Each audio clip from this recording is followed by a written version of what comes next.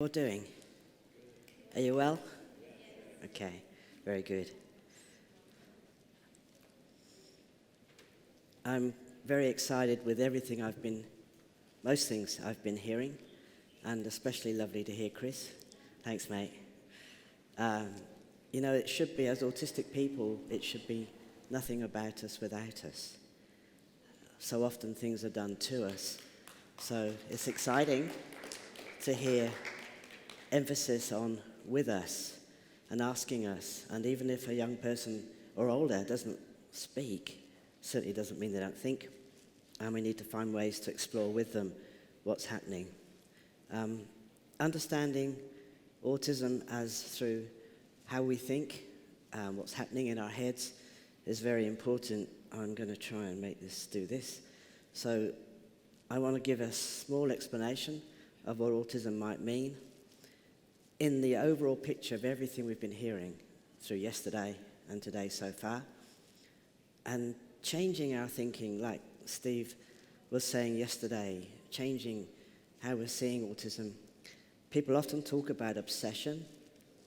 I'd like us to change that word and think more of passion, and not in the romantic sense, although it might be, but more about somebody really being passionate about things that are important to them. I don't really like the word special interest. It's a bit like special child, and we're all special, aren't we? Say yes. Yeah. So when we put words like special in front of something, it almost takes it down, and I don't want that to happen with autism. Practical ideas that utilize our passion, including technology, story, music, drama, and we've been hearing about these things already. Just the foundation. When you look about what's gone on before in the world of autism, how people have defined autism, one thing that comes through all the way, right from the beginning, is single-focused passions or interests. However you look at the criteria, whether you're looking at the Diagnostic and Statistical Manual, the DSM-5 currently, or whether it's the OCD, it's still talking about this focused ability. And working with our focused ability, with our passions, is the way to go. So what does autism look like? It's going to be someone who is very single-minded, someone who is good with things that interest them, someone who prefers structure, routine, knowing what to expect rather than surprises, someone who might not like change. Now, we know all these things, but sometimes this is challenged by some of our young people. I have an autistic wife, I have 3 autistic children and 3 autistic grandchildren. And one of my grandchildren, the 8-year-old, it's quite interesting. She doesn't like structure. She's not real keen on routine. So lots of things we put into practice, she reacts against. And what we're beginning to understand is that she has what we call a demand avoidance understanding. Do you understand that term? When people feel demanded of, and they get very anxious, so they avoid what it is that's being asked of them. Have you come across this? It's quite interesting because it's like a separate group of young people. And I know they can call it pathological demand avoidance. I don't like the word pathological. But if we just see it as anxiety, and the reason they need to demand something is to reduce anxiety, my grandchild, therefore, is better. So if we're washing up dishes and I say to her, you wash and I'll dry, she says, oh no, can't do that. But if I say to her, what do you think, Holly? Do you think I should wash up or you? And she says, oh, you wash up. So we still have cooperation, but we try and remove the demand from our conversation. So it's just another twist on what we're finding out about autism. It's certainly not, as Chris said and Stephen says, it's not one size fits all. So the difference, and there's lots of differences between non-autistic population and the autistic population, but it tends to be the way our brains are configured. Are you getting feedback from, yeah, I don't know what I can do about that. Do I need to push these away or something? Sorry. I need to speak louder. Oh dear. Oh, all right then. Okay. So in the non-autistic population, I think there's a different connection to senses in our body, to attention and to interest. And this leads to a particular sensory motor loop that includes social interaction as part of their default setting. So what I'm saying is, you've got a brain that's really good at multitasking, a brain that's, there are people who say, oh, I'm not very good at multitasking, but they still drive cars. They still lots of things simultaneously. And I know autistic people who drive cars. I'd like to drive a car, but I'm too easily distracted, so I tend not to. But anyway, what I'm saying is that the way that the brain is working for the non-autistic population is different. Would we all agree that memories are built from connections to understanding? Just say yes. You've got to humor me a bit. Yes. Memories are built from connection.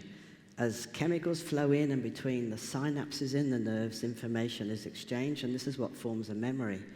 But memories in autism are laid down quite differently.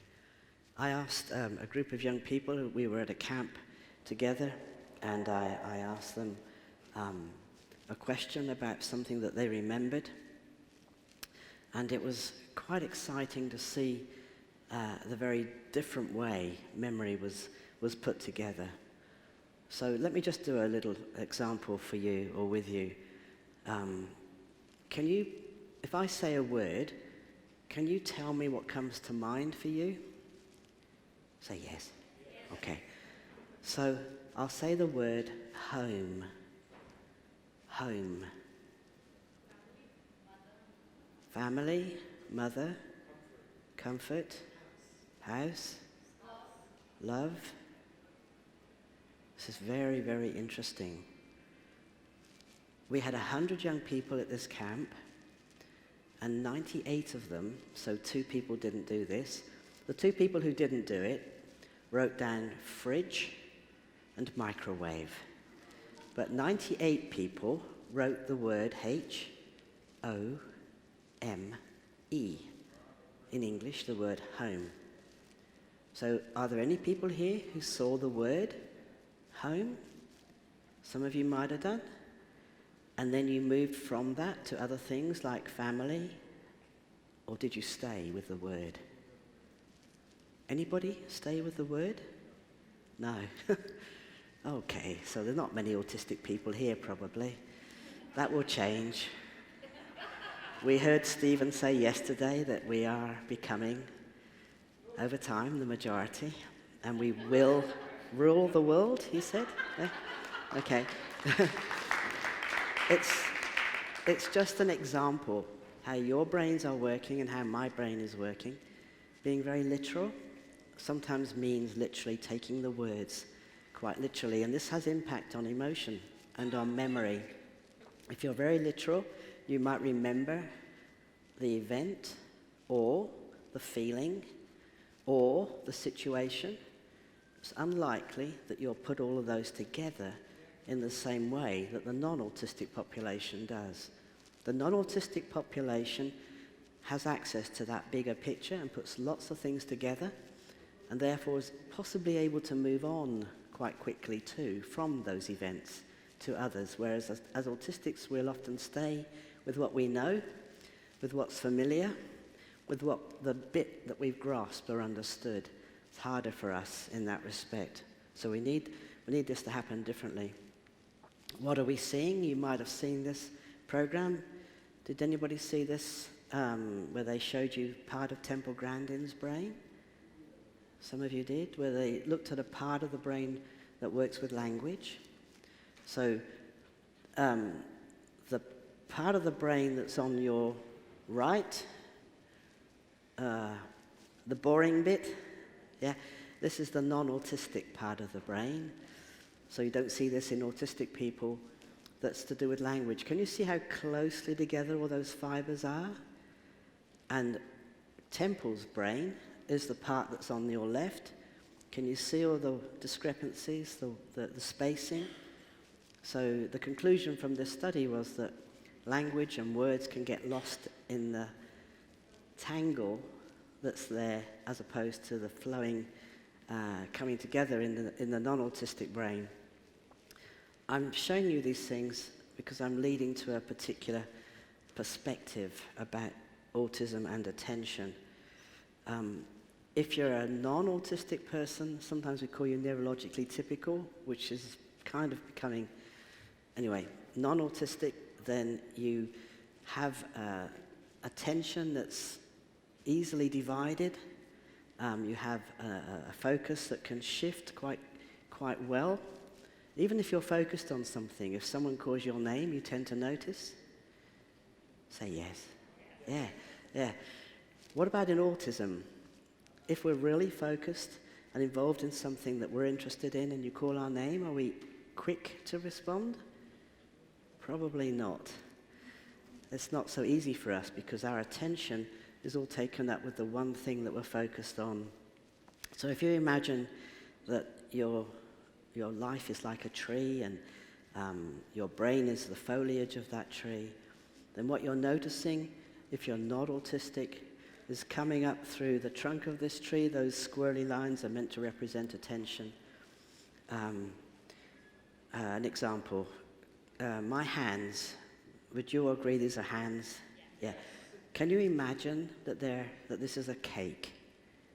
I know it's difficult, but maybe you're hungry enough. Chocolate cake? Okay. If I want to share this cake with you, what do I need to do? I've got to divide it. If I divide my cake, you get some and so do I. At least that's the theory of it. If I divide my cake, am I making more? No, but will it go further? Yes. So if you've got a non-autistic brain, the way your brain works with attention, which is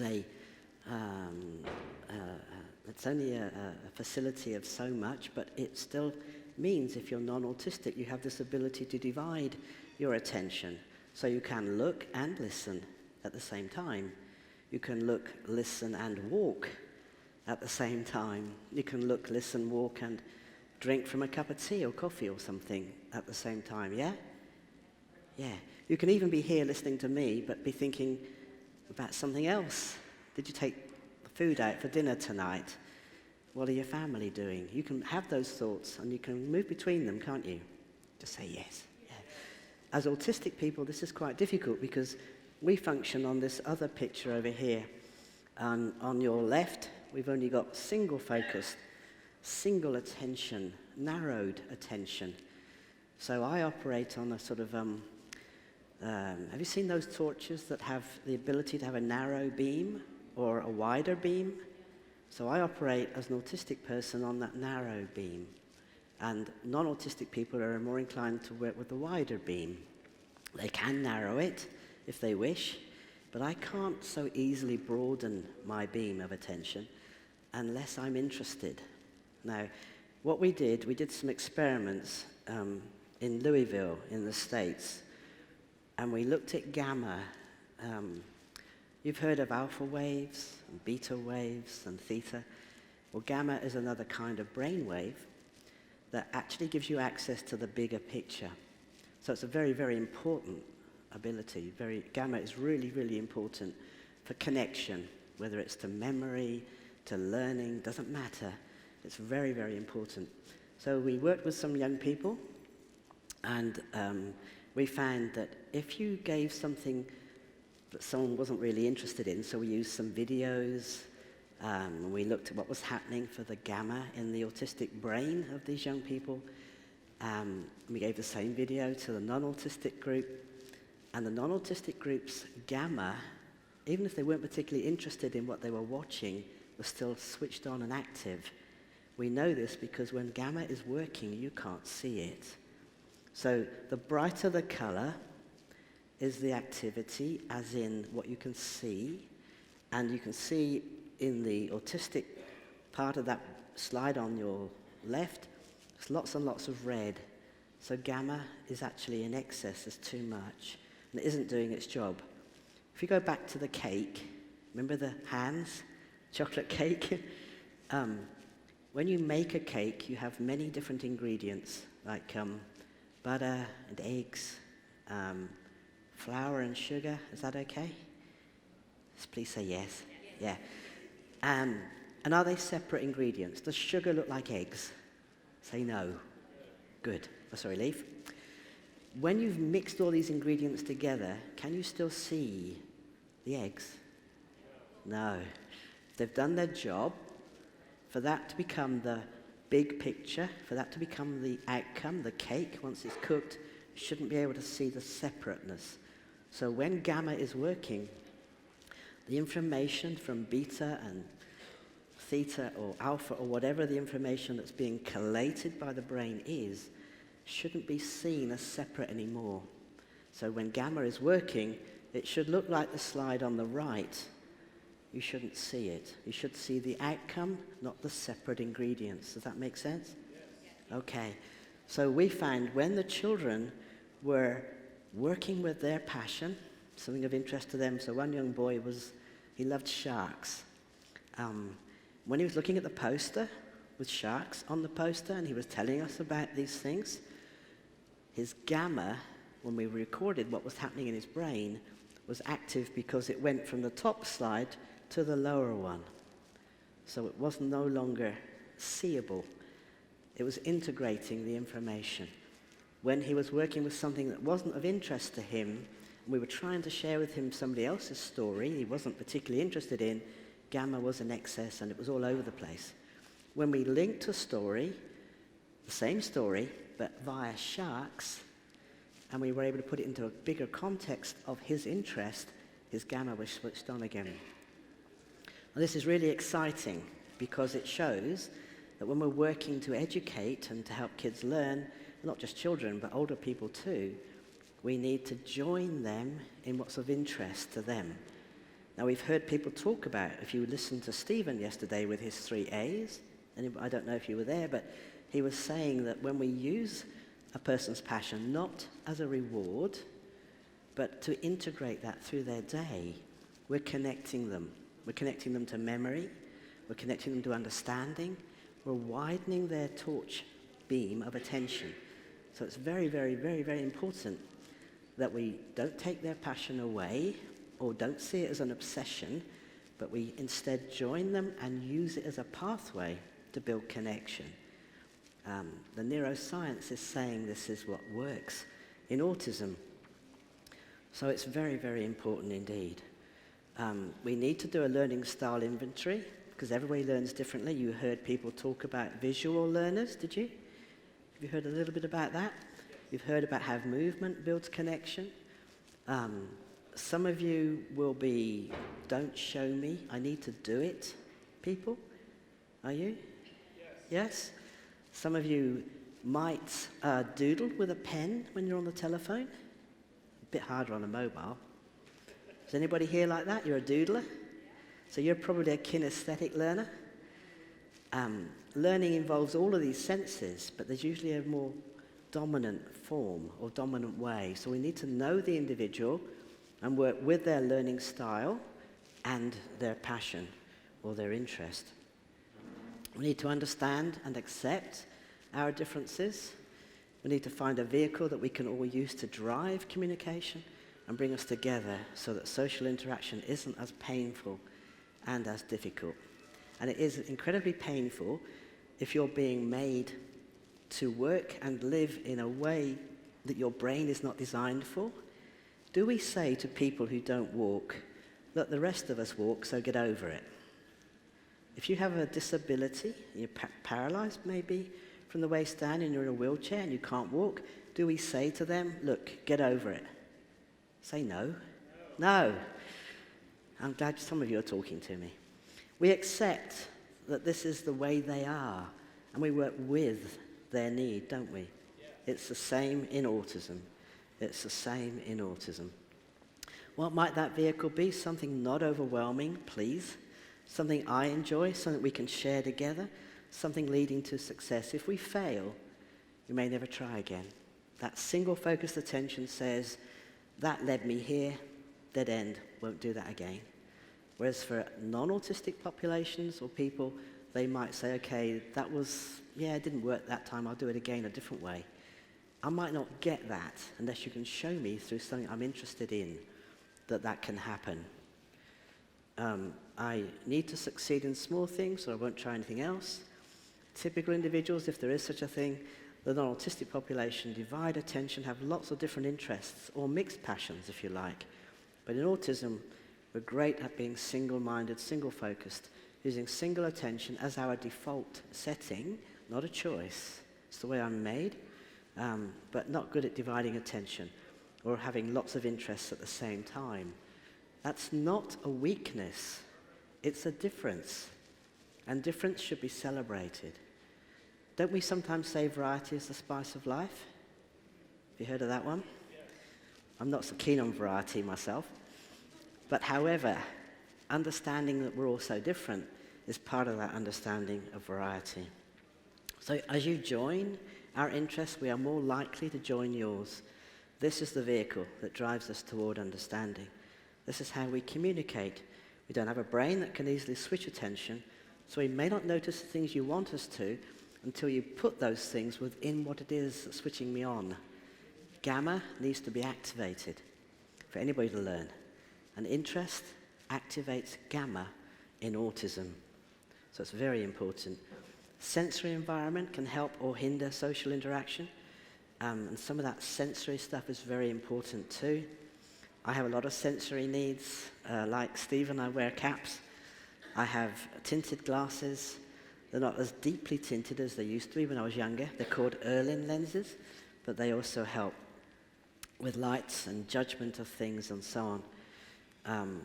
Every individual deserves a sensory environment that doesn't cause them pain or discomfort. When my granddaughters came over, we've got wooden floors and chairs that when you move, they kind of make a noise on the floor. So I said to Holly, my 8-year-old, what do you reckon we could do about this? And she said, we could cover the feet of the chairs. So we bought some felt and we cut up little squares and we stuck them on the legs of the table, the legs of the chairs, so that they slid easier along the floor.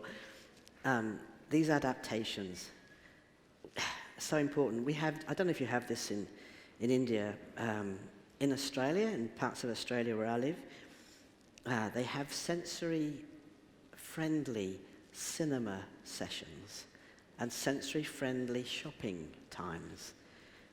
I'm a bit bothered by this because I'm worried that we're segregating us and them. I was at a shopping centre and I wasn't coping with a few things, and I had my hands over my ears and I was rocking, and this lady said to me, you're one of those autistic people. I didn't really hear her. I was too busy trying to cope. But she said to my wife, you should bring him on a Thursday night when they have times for shopping for him. It's a bit scary, isn't it? So maybe we all need sensorily friendly cinema sessions. And we all need sensory friendly shopping times. But we just need to be a bit mindful, eh? Yeah, a bit mindful. I'm not going to go into too much of this because I think I'm probably going to run out of time. But just so that you know that neurology-wise, the nerves in our brains and body have different functions and do different things. And you can see there's nerves that have lots of dendrites, lots of branches.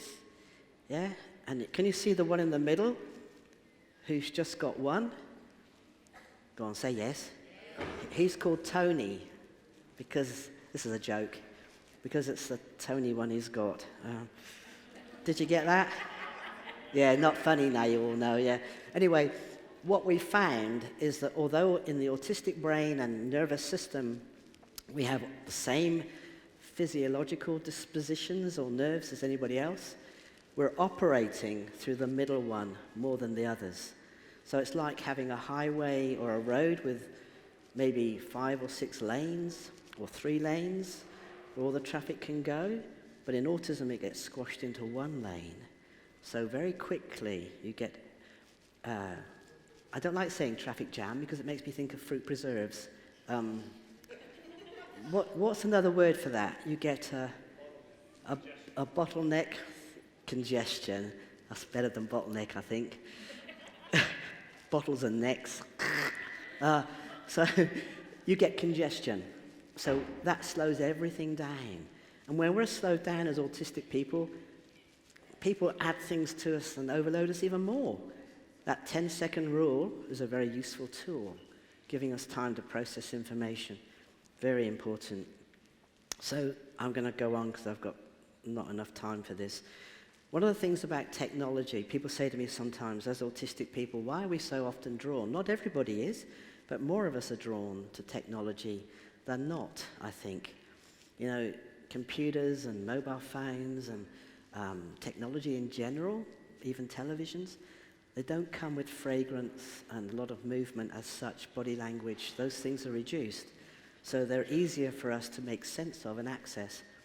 And a letterboard or those sorts of things might be useful for the non-autistic, the non-verbal population of autistic people, but sometimes an iPad or an iPhone, but iPads in particular, with things, software like Proloquo to go, you might have come across, Proloquo for text, something that will, you just punch these things in and then it will convert it and speak it for you, are much more useful.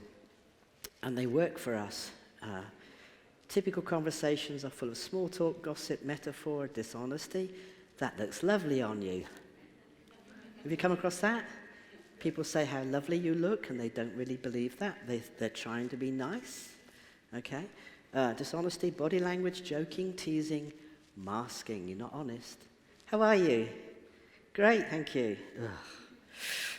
Multi-interest, multitasking, multi-meaning. This is 5 years' work in a slide of a typical non-autistic conversation. This is autistic conversation. No small talk, straight talk. No interest in gossip. Mean what we say what we mean. Might not use body language. No interest equals no attention. No interest equals no attention. So it's very, very important that you see my mind not as obsessive, but as passionate, as focused, and you join me and you use my attention to help build understanding and connection for me. Acceptance, being accepted for who I am, is the very best thing and sends me a message that I am valued just like everybody else. Part of that acceptance is understanding that I have interests that take over my attention. Using those interests constructively keeps me motivated and gives me a starting place, it's only a starting place, to learn how to share with others in our everyday lives. Profiling and observation are great ways for recognizing strengths. Often strengths come from interest. If you can't work out what someone's interest is, maybe you could give them one of those, I don't know if they have them in India, a throwaway, it's a camera. They're $5 at home in Aldi. I don't know about India. Do you know what I mean? Those cameras, the disposable camera, they're not very expensive. And look at what they take pictures of. They'll most likely only take pictures of things that interest them. And then as you share with that person, you can talk about, even if it's not through language, it can be through pictures, it can be through role play, in whatever way it works, at what it is they're interested in. They'll feel valuable, they'll feel like they're accepted and they'll trust you, and they'll share more. Highlighting my difficulties and all I cannot do is not constructive. You wouldn't like that, would you? No. I don't need others to focus on these as much as I need them to focus upon my strengths, please. Appreciating strengths and using them can help assist me in life. Mapping. Some individuals are really good with maps. I'm not, but my wife is. I buy her maps for Christmas and all sorts of things. Mapping can help us plan, de-stress, predict, if that's what your skill is. Some of us are good with numbers, counting, ordering, calendars, dates, and figures. These might help build a structure we can hang our day on. If that's where I live, join me there. Integrate interest into daily communication, allowing individuals to teach interest to others even, etc., etc. I've got to move on because of time. The tool of technology is an environment which should be inclusive of other people. Don't just park me in front of a computer and leave me there. Park me in front of the TV. No. Join me. It's structured, predictable, stimuli reduced, maximizes the individual's control over controllable things, and by essence, therefore, also those that are not so controllable. And it's in keeping with the way the rest of the world is going, so it's fashionable. I've never been fashionable. I used to walk around when I was much younger with big headphones on. I couldn't cope with noises and stuff. I didn't talk till I was nearly 5. I was still in diapers or nappies, not toilet trained. It's a strange expression, isn't it? How do you train a toilet? Never mind. Till I was about 5. So very much delayed. Now, if you go onto the platform or railway station near where I live, everybody's wearing those big headphones. So what wasn't fashionable as a child is now fashionable. So I fit in. It's quite good, really, in some ways. So through the medium of technology, you can learn things like turn-taking. Through games, TV shows, you can learn about listening, observing, sharing, valuing, appreciation of self and of other. These things might not be, I've heard a person say to me, but computers are isolating. They might not be isolating in the world of autism. Technology might actually be something that can help us connect. So don't knock it on the head and see it as that's not good. He should have 20 minutes computing time, and then the rest of it he's got to be with us. That might not work in autism, might need to be different. So we have to look at that. If we feel confident and valued, we are less likely to need to be stubborn, difficult, and unfriendly. Social understanding needs to be the base for all social skill. Social understanding needs to be the base for all social skill. Social understanding only develops as individuals make connections. We make connections via interest, which might include technology, music, drama, story. Wherever we live, that's when we need you to join us. So in summary, being aware, but is it your awareness? Is it ours? We need both. Think about the messages I am getting. Those are the ones you are giving me. Respect for achievement. It might be, I had one boy who was really good at spitting. He could spit. I won't practice it here. But when he could spit really quite a long way, it was quite exciting. But he spat in class and he spat at other people. I said to him one day, I've just counted, you have spat 2 times less than you did 5 minutes ago. I saw his face look. A few minutes later, I said, you've spat 4 times less than you did 5 minutes ago. Can you see where I'm going with this? He was spitting less and less and less because that became something he could be proud of. Oh dear. Okay, so I'm going to read you a poem. This is called The Future. Life on earth is but a moment caught within the crease of time. The seasons come and go again. You have your life and I have mine.